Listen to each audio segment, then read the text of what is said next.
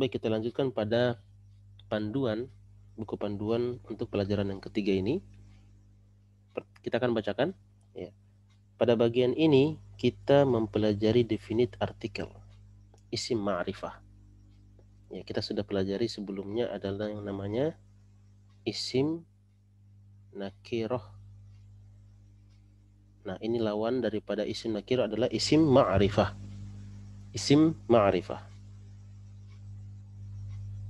Pada bagian ini kita mempelajari definit artikel atau isim ma'rifah, yakni isim yang telah diketahui kekhususannya atau benda tertentu. Ya, bendanya sudah ditentukan. Al, ya, ditentukan pakainya pakai al. Baitun menjadi al baitu.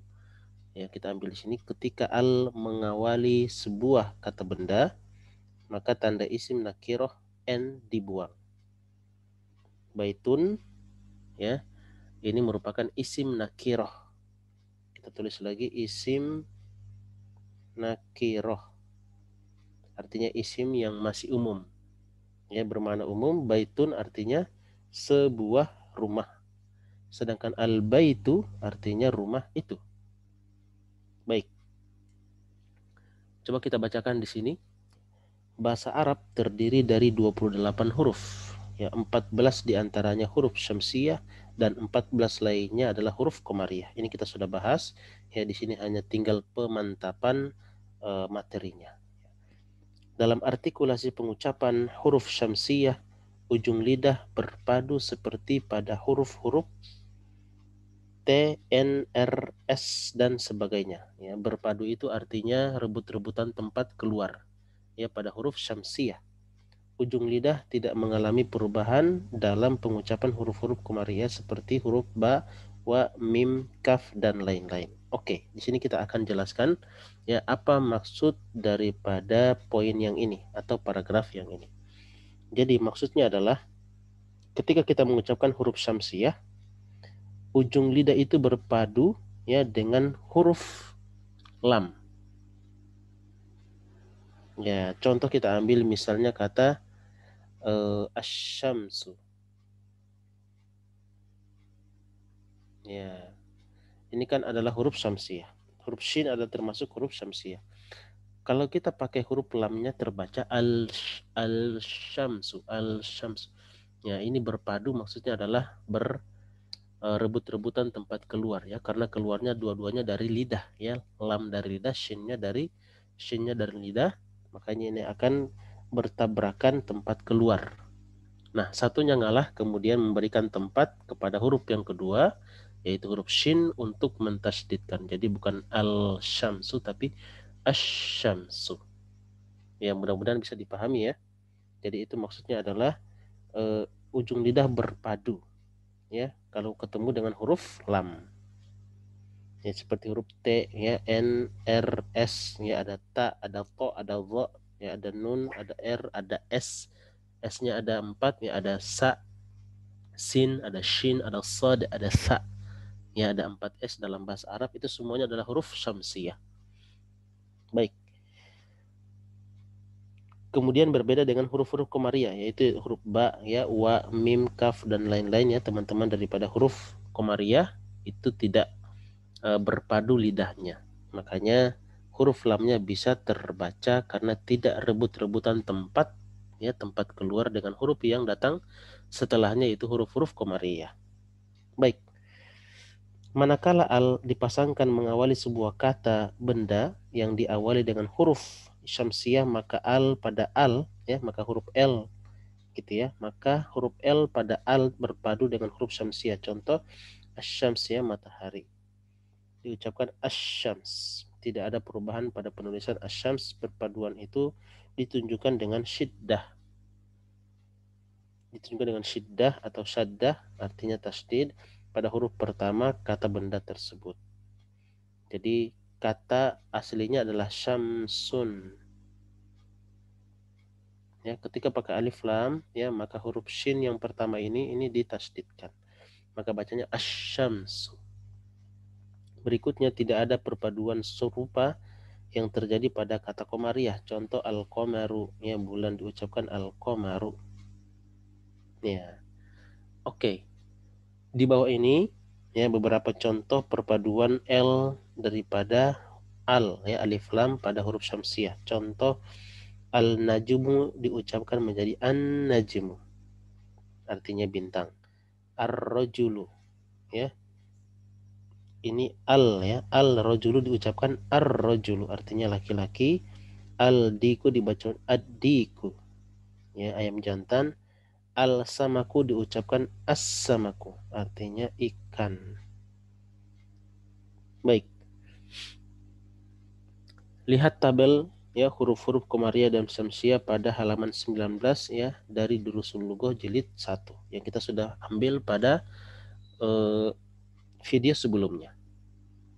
Baik, kita lanjutkan ini ya. Catatan, huruf A pada al diucapkan hanya apabila tidak didahului oleh kata lain. Oke, contoh misalnya al-baitu ya. Kata A yang ada di sini, al-baitu kita baca A itu kalau tidak didahului oleh huruf yang lain. Ketika ada huruf lain yang mendahulunya, misalnya ada huruf wa di sini, ya maka A ini tidak terbaca. Kita bacanya wal baitu. Jadi bukan wa al baitu tapi wal baitu. Ya, itu adalah makna daripada bacaan yang pertama ini. Kemudian jika ya diikuti oleh kata lain, maka dalam pengucapannya dihilangkan meskipun tetap ada pada tulisan. Tadi ya sudah kita contohkan. Contoh al-baitu di sini huruf A dilafalkan. Namun apabila didahului oleh kata wa, contoh ya wa paling simpel kita ambil yang artinya dan, maka A tidak dilafalkan dan kalimat dilafalkan dengan wal baitu dan bukan wa al baitu. Untuk menunjukkan penghilangan A tersebut dalam pengucapan, tanda seperti ini diletakkan di atas hamzah.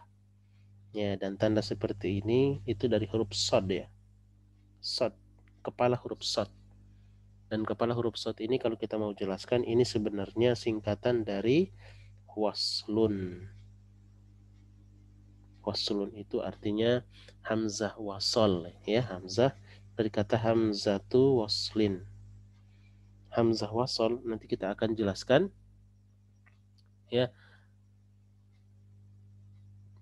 Ya, hamzah wasol itu ya adalah hamzah yang kalau dia di awal terbaca, sedangkan kalau dia di tengah dia tidak akan terbaca. Wal baitu. Salah satunya adanya di alif lam. Yang kita sebut itu alif lam, alif lam, alif lam itu sebenarnya itu namanya hamzah wasol. Ya, hamzah wasol. Hamzah wasol. Sini ada ya. Oke, coba kita ambil bacaannya. Huruf vokal di awal A, I, dan U ya, atau U dihilangkan ketika didahului oleh kata lain disebut hamzatul wasl. Jadi kalau ada bunyi A, dia terbaca A atau I ya. Tetapi kalau ada huruf lain yang mendahului, maka huruf tadi itu hilang ya, cara bacanya hilang atau tidak terbaca lagi, maka itu yang disebut dengan hamzah wasl. Salah satunya ini ada dalam alif lam. Itu kita sebut dengan hamzah wasl. Al-babu maftuhun. Kalau ada huruf waw di sini, maka wal babu. Ya, alifnya tidak terbaca. Nah, alif ini yang kita sebut dengan hamzah wasol. Baik. Oke, ini lumayan panjang ya. Oke, kita ambil sedikit lagi catatan ya. Oke, kita ambil di sini contoh misalnya ya, al-babu maftuhun, al-qalamu maksurun. Catatan ya, kita telah belajar bahwa tanwin ya, adalah tanda isim nakiroh. Isim nakiroh lawannya apa tadi? Isim ma'rifah. Itu sudah ditentukan, sudah tertentu ya, pintu itu, pulpen itu namanya isim ma'rifah. Ya. Kita telah belajar bahwa tanwin ya adalah tanda isim nakiroh. Ya, kata bentuk kata benda tak tentu. Contoh baitun. Hal ini tidak berlaku untuk kata sifat adjektif seperti maftuhun ya, terbuka, atau maksurun patah. Maksudnya apa? Ya, kalau baitun kita bilang sebuah rumah. Tapi kalau maftuhun yang artinya terbuka, kita nggak bilang sebuah terbuka. Atau maksurun kita bilang patah, sebuah patah, tidak. Kalau untuk kata benda, untuk kata sifat, ya tidak perlu kita artikan seperti itu, ya karena dia bukan kata benda seperti kata baitun, ya kolamun, babun, dan tidak pas kalau kita artikan bermakna kata sebuah. Ya, jadi terjemahan itu sebenarnya ada keterampilannya, ya tidak semuanya diterjemahkan sama, ya tetapi harus dilihat ya bagaimana cara menerjemahkannya sesuai dengan aturan. Baik, di sini ada kosakata baru dan ini sudah ada dalam buku panduan, silakan dibaca ya. Dan ini berlawanan ya, fakirun goniun ya, kosirun tawilun harun baridun wakifun jalisun dan seterusnya. Silakan dihafalkan, dibaca, dihafalkan ya. Dan cara menghafal kosakata itu adalah dengan cara pakai buka tutup ya. Caranya buka tutup artinya seperti ini. Jadi 3 kosakata kita baca ya, fakirun miskin, kosirun pendek, harun panas. Atau kita gabungkan dengan kata antonimnya, lawan kata, goniun kaya, tawilun tinggi ya, baridun dingin ya. Setelah itu kita pakai sistem menutup ya. Ambil kertas yang seperti ini bentuknya, jadi satunya kelihatan ya. Fakirun, kita baca fakirun, ini di sini ini kertas ya, jadi ini tidak kelihatan ya. Ini triknya ya, jadi untuk melatih mengingat. Baik, jadi kita baca, setelah kita baca tadi 3 kosakata, kemudian kita tutup, kemudian kita ulang fakirun ya, tunggu 5 detik untuk mengingat ya.